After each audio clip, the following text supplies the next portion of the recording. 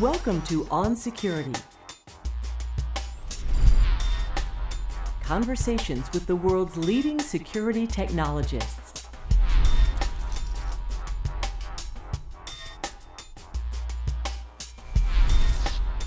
Hi, I'm James Whitaker, and I'm here with Adam Shostack, the co-author of The New School of Information Security, along with Andrew Stewart. Hi, Adam. Hey, James. How's it going? It's going good. So, I read this for the second time last night. If you recall, I was reading chapter at a time as you were writing it. Mm-hmm. I read it cover to cover last night. Very good read. Thank you. And I learned a few things from it. So I'd like to talk about some of that stuff. Excellent. Let's begin with security today. What's wrong with it? I think security is facing a crisis today, and it's a crisis of credibility.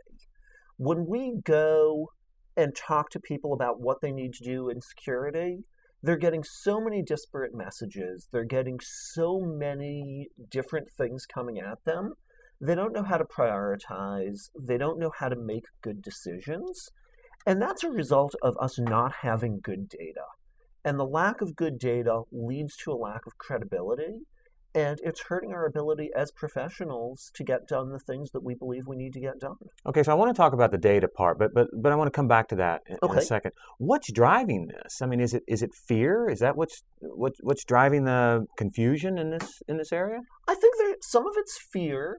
I think a lot of it is well-meaning people who are doing what they've been taught, and the intersection between, say, vendors trying to promote their products and analysts looking for a story or the media looking for a story doesn't result in all of this coming together in an effective way. And yeah, so there's a lot of hype. There's a lot of hype, and there's not a lot of good ways to resolve that hype. And so it's not that someone's driving this into a negative route other than there are criminals now making a lot of money on the problems that we have. But by and large, it's people trying to do their jobs in a way which isn't functional for today's environment. So I remember this whole days of risk thing way back when, where that was the metric, right? And that seems to be a very fear-based metric, right? How long are our systems going to be vulnerable until the next fix? So is that an example of the hype that they're worried about? And what do you think of that metric specifically? I think days of risk is an interesting metric, and what I like about it is that it's attempting to move us to a numerical system which is built on data that people can check and verify. And that's a tremendously valuable thing.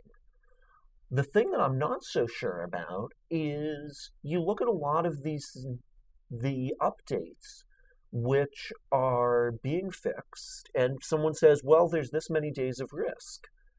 Is that based on the availability of an exploit? Is it a reliable exploit? How does that exploit tie to my business systems? What's the business process that's at risk? It's looking at the vulnerability, it's looking at the update, but it's not looking at the business issues.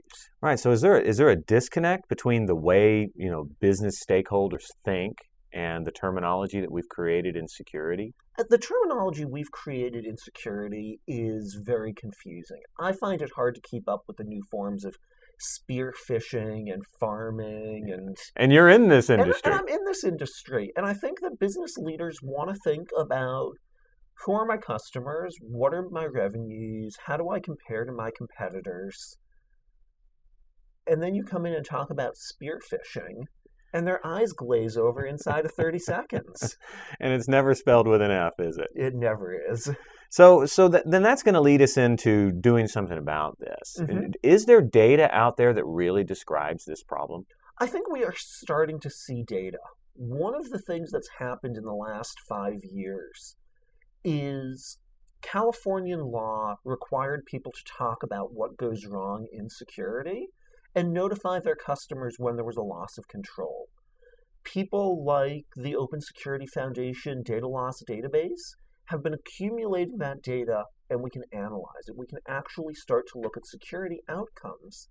And what we see is that the hacking incidents are a smaller percentage of the number of incidents than lost or stolen hardware. Very interesting. So let's continue this discussion in part 2, because now I want to, instead of talking about the problems, let's talk about the solutions in part 2 of this. Sounds good. Adam Shostack, ladies and gentlemen, author of The New School of Information Security.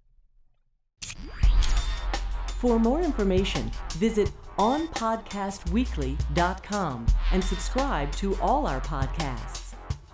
Brought to you by the publishing imprints and information portal of Pearson Education.